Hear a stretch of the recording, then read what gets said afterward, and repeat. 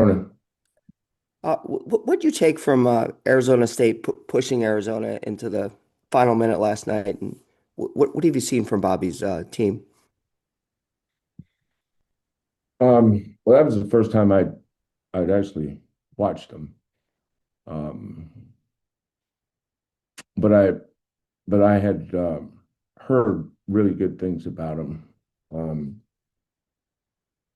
I don't take anything from when teams play teams. That's not the way I look at the game. Um, sometimes it's a good matchup for you. Another team may be a bad matchup for you. So don't.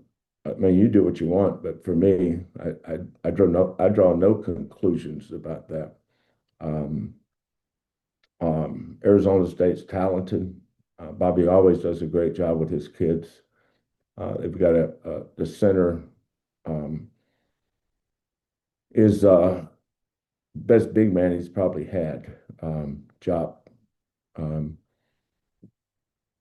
he's got a good face-up game. He's active. He plays hard. So Thank you, Chris. We'll go to Joseph Duarte from the Houston Chronicle. Joseph, go ahead.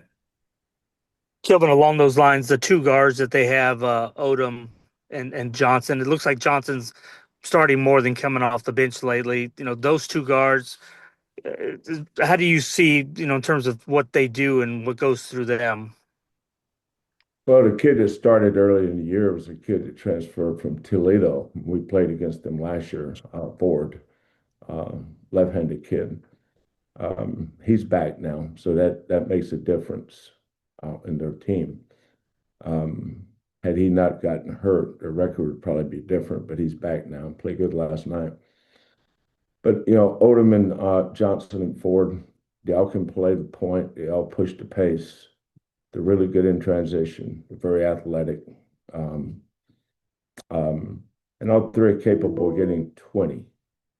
So, in our preparation, we prepare for every team the same. We look at their strengths and how we'll match up against them. Um, but they're good, very talented. Um, so we're going to have to really prepare well to be ready for this game. We'll go back to Chris Baldwin, please. Go ahead, Chris. Calvin, what sticks out to you about Dwight Davis, whose number you guys are going to retire on Sunday, and as someone who's big into basketball history, what sticks out with him? Um, I didn't see Dwight play, but when I got to Oklahoma, um, one of the things I wanted to do is they had some football jerseys retired, but they hadn't retired basketball jerseys. So the first two jerseys we retired was Alvin Adams and Wayman Tisdale, and then we did Mookie Blaylock. Um, then I made a bad mistake. We should have retired Stacey King's jersey, and he certainly deserved to be retired, and I didn't do a good enough job with the research. Mookie Blaylock jersey was retired, and he certainly deserved it. But Stacey King should have been right there with right behind Wayman Tisdale. So I've always felt bad about that one, because you want to give people their due respect, and you don't want to dishonor or disrespect anybody. And the same thing here. Um, the jerseys that had already been retired were historical, groundbreaking pioneers in the game with Dream and Clyde and um, Michael Young, Otis Birdsong. Um, am I missing somebody? Besides, there's somebody else, right? Elvin. Otis. Elvin. Well, the greatest cougar of them all. My fault. Um, but Elvin, the 3-5 Slamma Jamma guys, and Otis. So that was the five. Am I right? I should know. I mean, prior to me getting here, they were already retired. And so I started looking at the history, and I started talking to some of the older guys. Um, you start getting, I said, who deserves to have their jersey retired? Um, I got this name or that name, but the name that kept coming, two names that kept coming up was Don Chaney and Dwight Davis. And when I started doing the research, uh, uh, both those guys were not just great players, but Dwight's got I think a great story, uh, uh, a great life story for all the things he had to overcome, all the storms that he had to endure.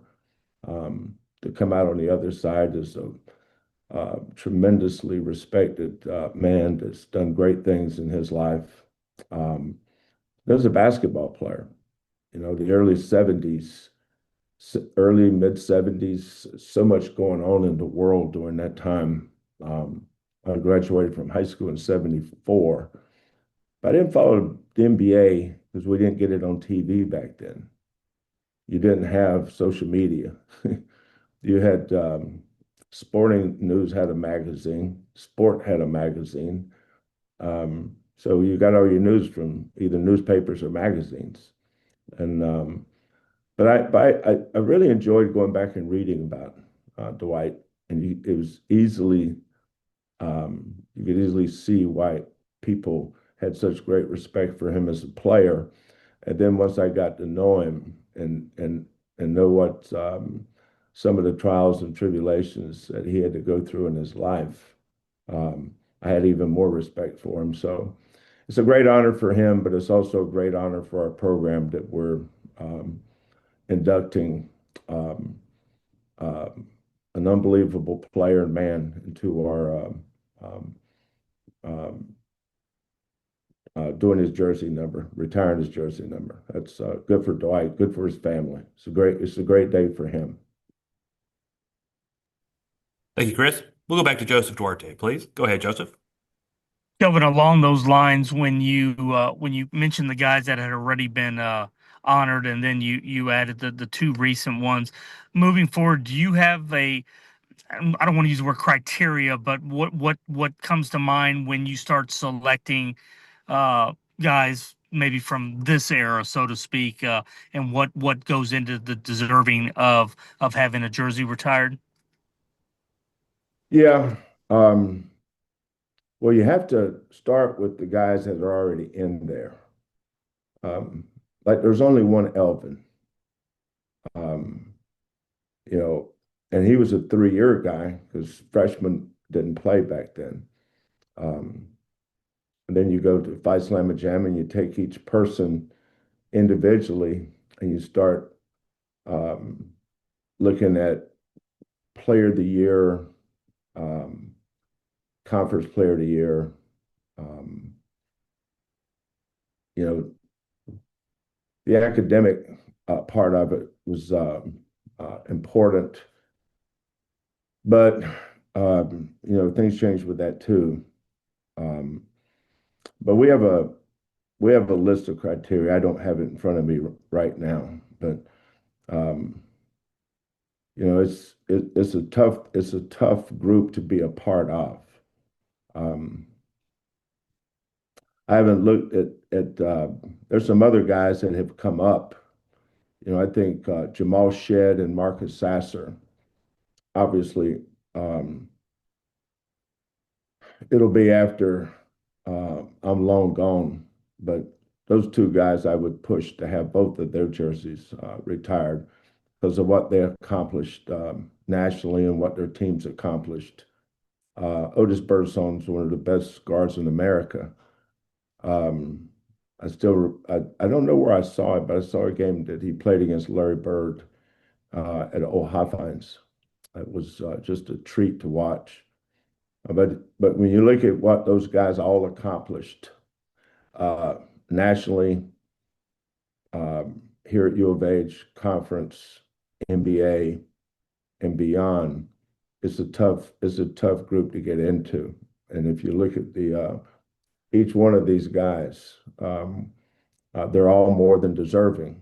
And I think what Jamal and Marcus, there's no doubt Quentin would have his jersey retired had he um, been here a little longer, and he still might. I don't know. I mean, that'll be up to the people after I leave. But um, it's an honorable group. I'll put University of Houston's basketball tradition and the players that are in there. You start talking about Elvin Hayes and Dream Olajuwon, Clyde Drexler, and Otis Birdsong, Dwight Davis, Don Chaney, Michael Young. That's pretty stout. So, if I could sneak this in, since we're talking about jerseys, I know you don't have any control over this anymore, but it's your old school Oklahoma. You can make a case for Hollis Price for what he Yes. accomplished over there. Mhm. Are you maybe a little surprised, or that it's taken this long, or maybe that make an effort one day to get his rightful place? Yeah, I'm glad you brought that up, Joseph, because um, Kellen was in my office talking about some things yesterday, and that actually um, came up because I think since I left, I know that they've had Blake Griffin, who obviously was one of the greatest players in college basketball during his time. Buddy Hield, um, Lon's Final Four team. Blake played for Jeff Capel, Buddy for Lon. Then after that, I've had guys like Ryan Miner, Eduardo Nahara, Hollis Price. I think all three of those guys are right there. But I don't know what the criteria is now.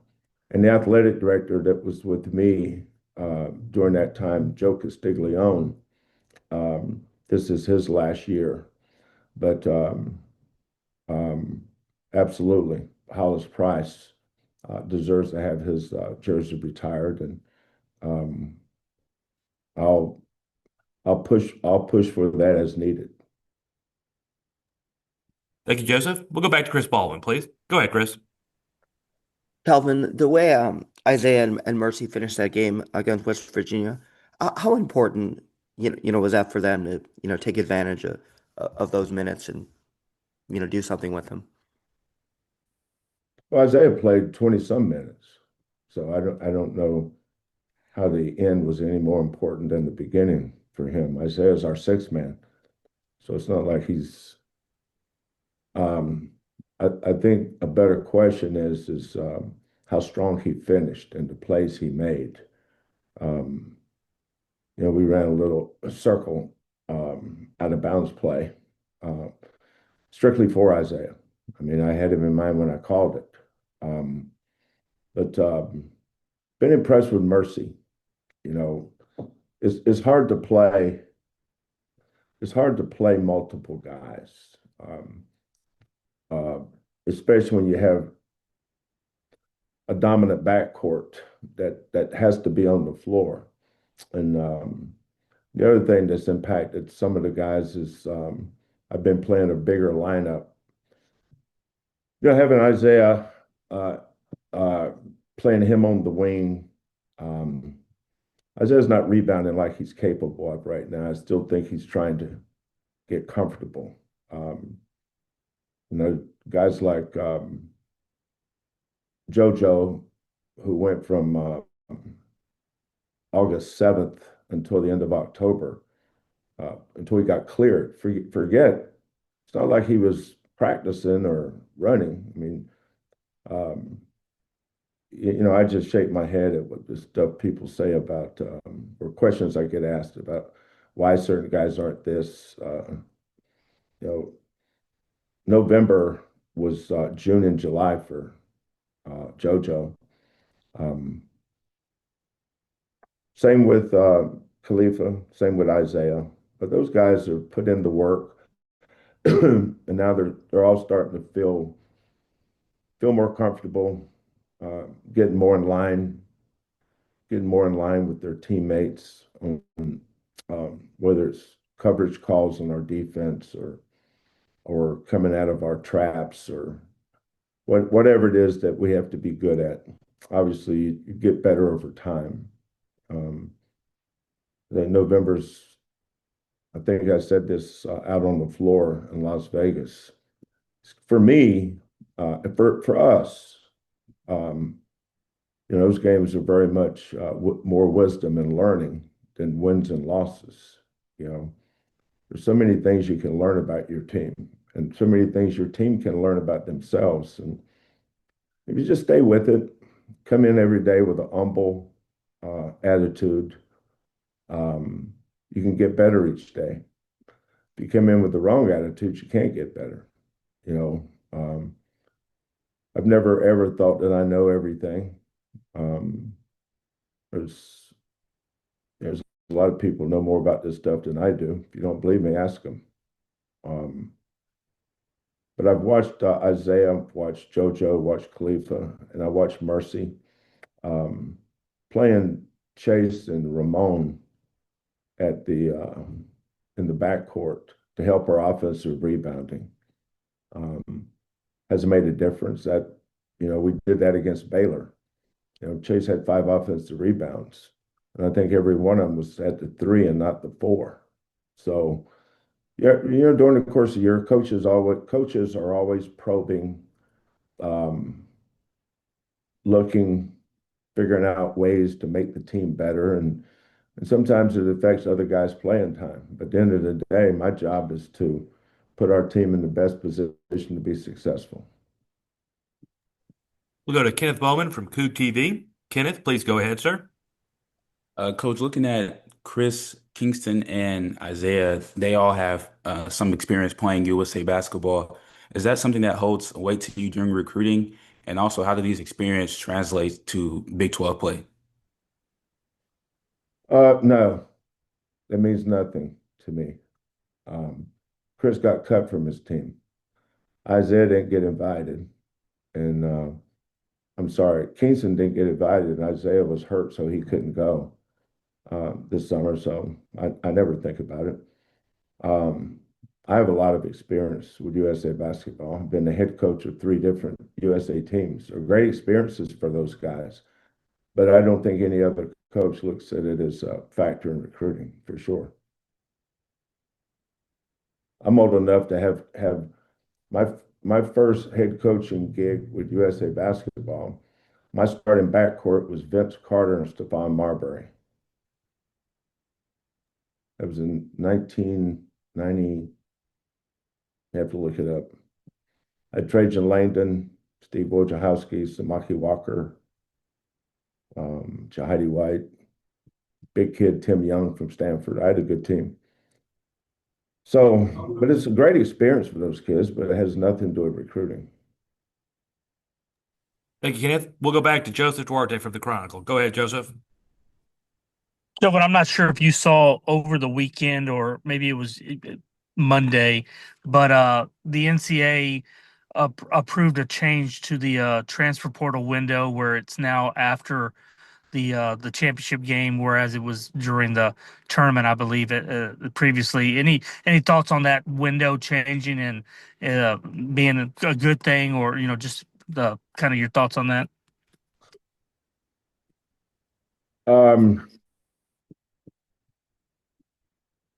Most guys, the best players, have already decided where they're going to school. Deals have been made. Agents have made the proper contacts. They've negotiated the terms, and most of the best players already know where they're going before the portal even opens.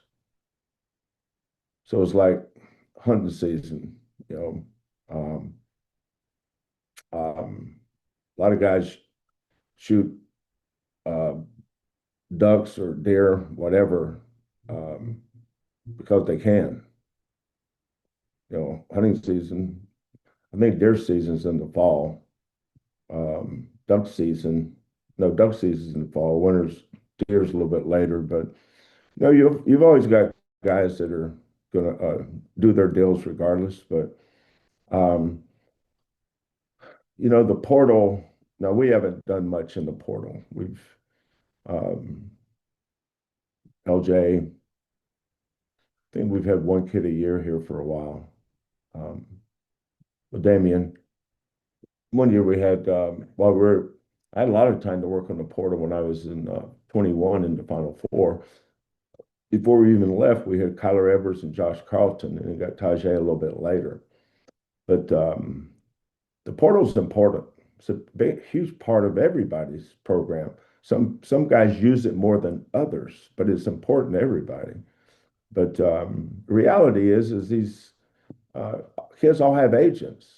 You know, they're the ones calling you. Coaches aren't. You know, coaches are on the phones. These agents say, "Look, you'd be a good fit." I mean, they're calling now. A lot of schools.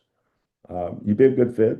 Would you be interested? You're going to have this position open. If this position is open, would you? You know, you're getting calls all the time about that stuff, and it's not from the kid. It's not from their family. It's from their agent. So, um, whatever day the portal opens is the day they can put their name in the portal. But most of them have already decided or know where they're going to go to school before the portal opens. Thank you, Joseph. We'll go back to Chris Baldwin. Go ahead, Chris. Calvin, with some of Kingston's creative passing, do you guys have to be more ready, you know, for those passes? And what have you sort of seen there? That's probably the first thing that jumped out at me was his, um, his passing ability. Kids that are poor passers usually have a poor IQ. Kids that are great passers usually have a high IQ. Um, but these guys have been playing with Kingston since June, so that's not an issue anymore. We'll go to Ryan Monso from GoCougs.com. Ryan, go ahead. Kelvin, the FBS coaches in football approved a 9-game red shirt for players. Should there be a window for basketball players to redshirt but also get game experience? Today there should be, Ryan. Um, I don't know why there's not. Not so. I didn't hear about so football. They can play up to 9 games and still redshirt. The coaches approved it. It hasn't been approved through the NCAA. Oh, I see. Yeah, I don't know what the applicable number would be as far as a ratio for how many games you could play in college basketball, but I would be 100% in favor of that. Um, um, Especially for freshmen. You know, is that the football's recommendation for freshmen? I don't think there's a cap on what year you could do it, just it would be 9 games. It Yeah, seems like it's the start to going to play 4 years in 5. yeah, but that also opens up the 6-year window too because of medical redshirt.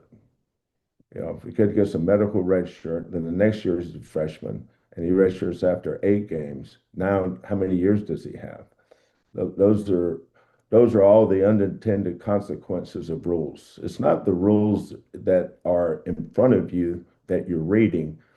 It's the layers below the rule that sometimes we don't always think through. So um, So my first thought is when I heard about that, I had not heard about it, but when you said it, my first thought is, okay, what is the most years that he can have? Like I had J1 for 6 years only because of COVID. Um, but that gave him another year. Would this give a kid he plays 8 games, okay, that's a year. I mean, what's the most football games you can play now? 12? 15 or 16. But regular season. 12. Okay, so most teams will play 12. Like we played 12 last year, right? This year we Yeah. played 13. 14. Last year we played 12. So you sign up to play 12. Anything after that's gravy. So you play 12 games, but you redshirt after 8. So now you get another year. So now you're a freshman the following year. Now your sophomore year, you have a injury where you're forced out after 3 games or 2 games. Do you get that year back? So I think the rule overall is great. Because of NIL, because of portal, I think there's parts of the rule book that has to go back and be rewritten. Um, you know, it took us forever before we even allowed to work with our kids in the summer. Think about it. We went to the 1988 Olympics with college kids, and we got schooled on what skill development was. And we weren't even allowed as coaches to work with our kids in the summer. Now, how how can that be? Said, okay, we'll let you work in the summer, but we're always reacting. At some point, I wish we could be proactive enough to see what's best for the game and not react to something that's being done. It's like we had no idea what to do with portal rules, and nor should we. We had never, no coaches that had never seen anything like that. We didn't know what we were doing.